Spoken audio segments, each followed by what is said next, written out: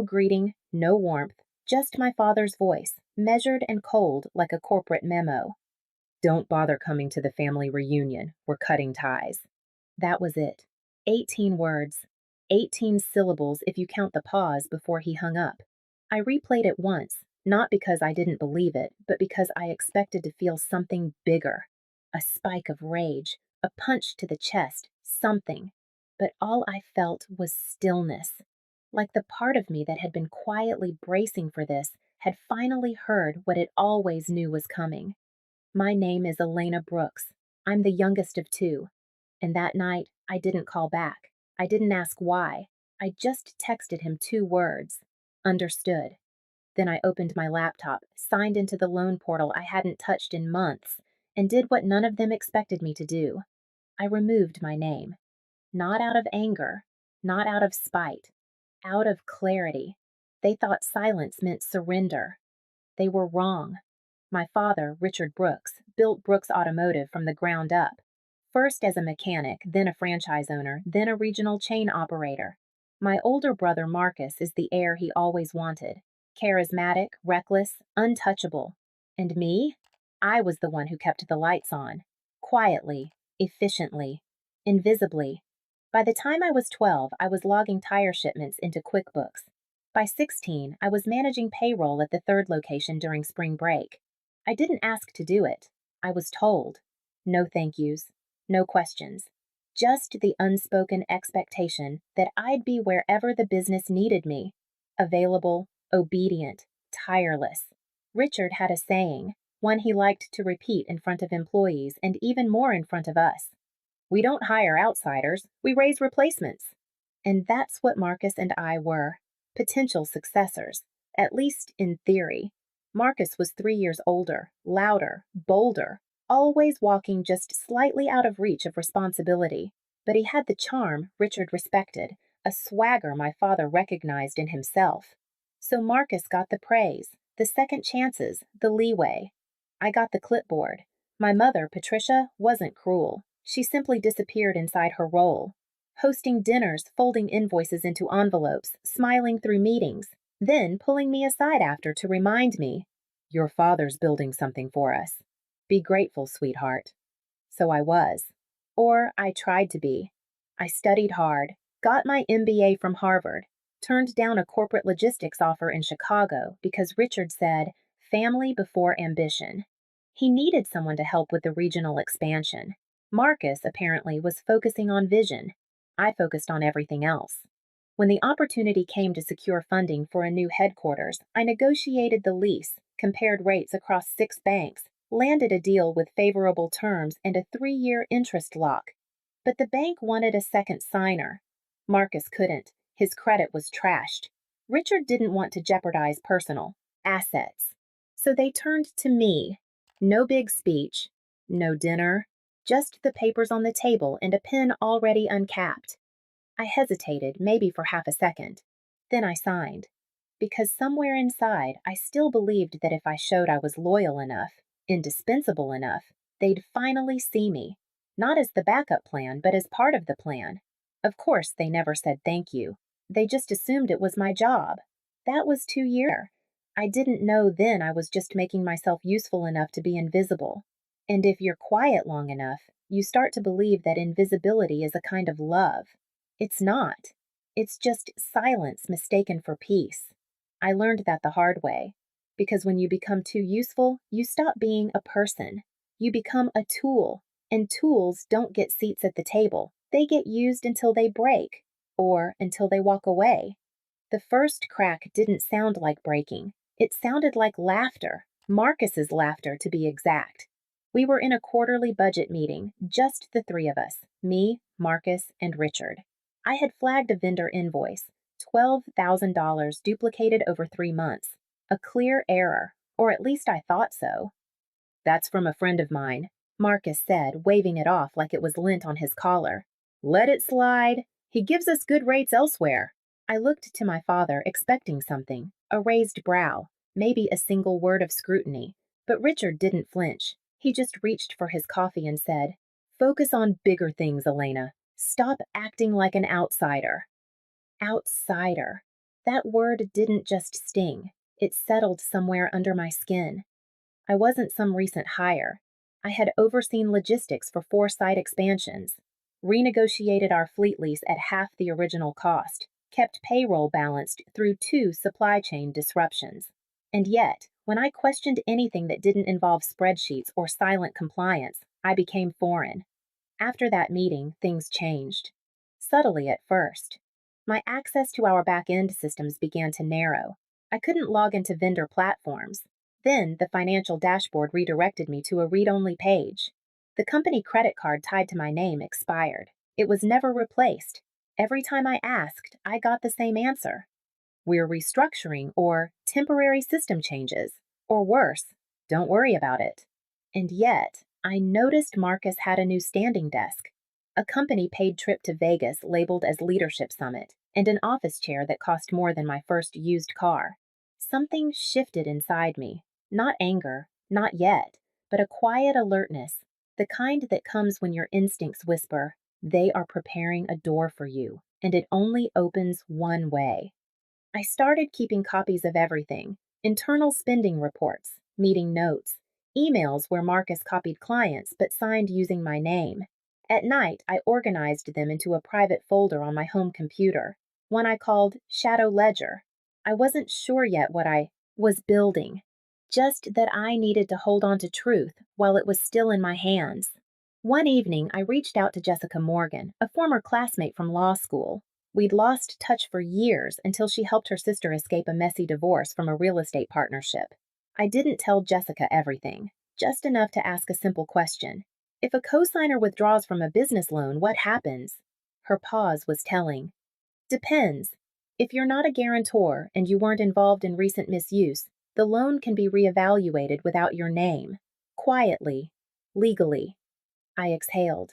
At that moment, I didn't know whether I was planning an exit or building an alibi.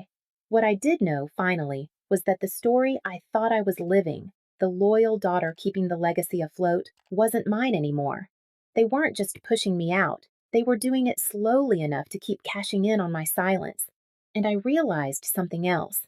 I had spent years making myself small enough to fit into their vision, but their vision had no space for me at all. It never did. I was just the name on the loan, the signature that made them look credible, the quiet girl who never said no. Until now. It was a Thursday morning in early spring when the final piece clicked into place. The trees outside my office window were just starting to bud. I remember that detail clearly because something about new leaves made what I was about to find feel even more stale. I had just received my monthly credit summary, something I reviewed out of habit more than worry, but this time a line item stood out. Brooks Holdings Deferred Payment Review. I hadn't seen that name used in years. It was a shell corporation Richard once created for real estate holdings. Dormant. Or so I thought. Curious, I dug deeper. What I found wasn't surprising. It was worse. The expansion loan I had co-signed 2 years ago, the one used to launch Brooks Automotive's new regional headquarters, was in arrears. 3 payments late. The business was behind, barely floating on grace periods and delayed vendor invoices. My name was still on the loan, and worse yet, it was being cited in communications with creditors as a reason to extend goodwill. Because my credit was clean, because my finances were untouched, because I was, as always, the reliable one. But I hadn't seen a financial report in months. I hadn't been included in a board meeting since last fall, and the last time I asked Marcus for an update, he replied with a winking emoji and, "No worries, sis. Big vision coming." Vision didn't pay the bills. I pulled up archived records, traced invoices back 6 quarters, compared spending against budget projections I had written myself. And then I saw it. Over $40,000 in consulting fees, all funneled through a friend of Marcus's. Several entries labeled marketing testing had no campaigns tied to them. Fleet repairs, triple billed, vendor quotes signed with my initials, ones I never approved. It wasn't mismanagement, it was orchestration. That same day, I met with Jessica again, this time in person. We sat across from each other in a quiet booth at a coffee shop she liked near the courthouse. I showed her everything. She flipped through the documents slowly, lips pressed, eyes steady. When she reached the co-signed loan agreement, she stopped. "You're not listed as a guarantor," she said. I blinked. "Meaning what?" "Meaning they used your name to secure it, but you're not legally bound if you withdraw before restructuring." "And if I do?" Jessica set down the papers, folded her hands, and said something I've never forgotten. "You don't need to confront them. Don't warn. Don't scream. Just move the brick holding up their wall and let it fall." I went home that evening and opened the folder I had renamed. No longer Shadow Ledger. Now Redemption Plan. Inside were PDFs, flagged emails, account screenshots, and a draft letter Jessica had helped me write weeks earlier, back when I still hesitated. I didn't hesitate anymore. They hadn't just pushed me out. They had used me until they assumed I had no more left to give. And maybe I didn't. But I had one thing left to take. My name. It took 4 minutes. That's how long the portal stayed open once I logged in using the administrative credentials I had created 2 years ago. Back when I still had full access. Back when I thought I was building something real. The screen flickered once, then showed a notice. Co-applicant status active, modification options available. I clicked remove. Then I uploaded the signed withdrawal letter Jessica and I had finalized 3 weeks earlier. I typed in my PIN, submitted. No alarms sounded, no confirmation emails, just a quiet message in gray text at the bottom of the screen. "Update received, processing pending compliance review." It was done. The next step was risk control. I emailed the bank's loan manager, a man named David Reynolds, someone I'd negotiated with during the expansion phase. I attached a summary of financial discrepancies: vendor fraud, altered signatures, and access restrictions indicating internal exclusion. I was careful, clear, professional. What I didn't include was emotion. Within the hour, the bank froze the operating account tied to Brooks Holdings and triggered an internal review of the loan. Quietly. No call to my father. No memo to Marcus. Just a pause. A blinking cursor in their system where once there had been blind trust. While they scrambled, I moved. I contacted my personal accountant, Lisa Chin, someone I trusted from my grad school years. We reviewed my exposure, ran simulations on worst-case scenarios. She confirmed what Jessica had said: no liability, no credit damage, not even a legal obligation to notify them. The trust I had moved my savings into last month was protected. That night, for the first time in years, I left my phone on silent and actually meant it. I slept, and when I woke up the next morning, there were already 32 missed calls. By mid-afternoon, there were 78, 13 from my mother, 13 from my father, 7 from Marcus, and 1 from a number I didn't recognize until I played the voicemail. It was Stephen Palmer, their longtime company accountant. His voice was high-pitched, panicked, almost cracking. "Elena, call me now. This is serious. The loan's collapsing. The bank pulled support. We're at risk of default. You need to fix this. Do you hear me? You have to fix this." I listened to it twice, not because I didn't understand what he meant, but because it sounded like justice. And justice, when it finally arrives, doesn't scream. It echoes. By early evening, Marcus sent his first text. "What the hell did you do?" And then another. "You're overreacting. We could have handled this internally." But the word "we" didn't land anymore. There hadn't been a "we" in a long time. Later that night, my mother left a voicemail. Not angry, but quiet, trembling. "Sweetheart, what's happening? Your father says the bank froze everything, that they might recall the loan.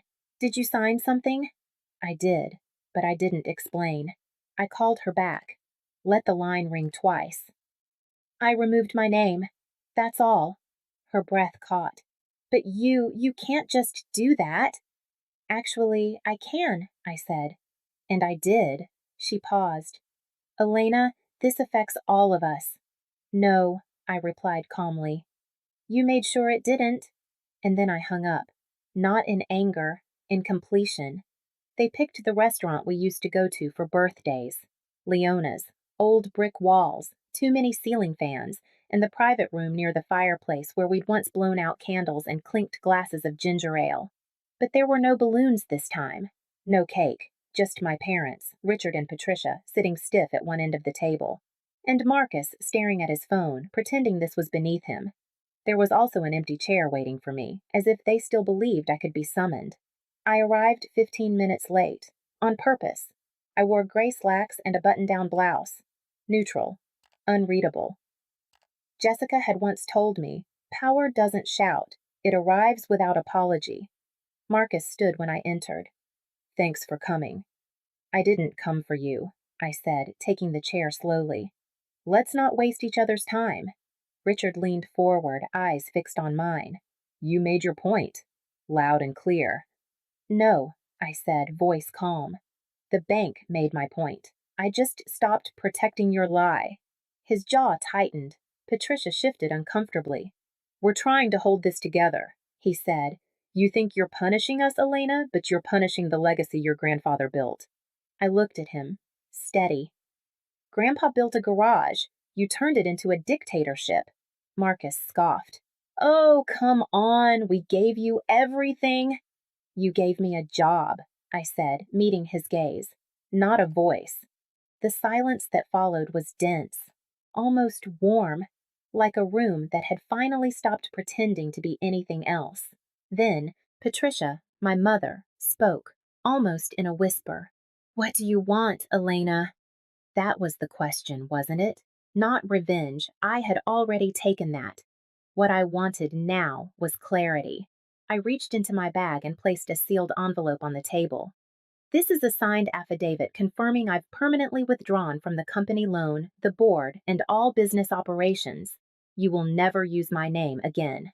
Richard opened his mouth, but I raised a hand. "I'm not finished. I'm also submitting an anonymous tip to the state auditor. There are funds missing, vendors unpaid, payroll inconsistencies." I slid the envelope forward. "It's your mess now, fully, legally." Marcus's face turned red. "You're destroying us over ego." "I'm not destroying anything," I said, standing. "I'm just removing the illusion that I was ever part of it." I turned toward the door. Behind me, for the first time in my life, my father said the one word I never expected to hear. "Elena, please." I paused, not from hesitation, from satisfaction. "You left a voicemail telling me we were done," I said without turning around. "I'm just agreeing with you, formally."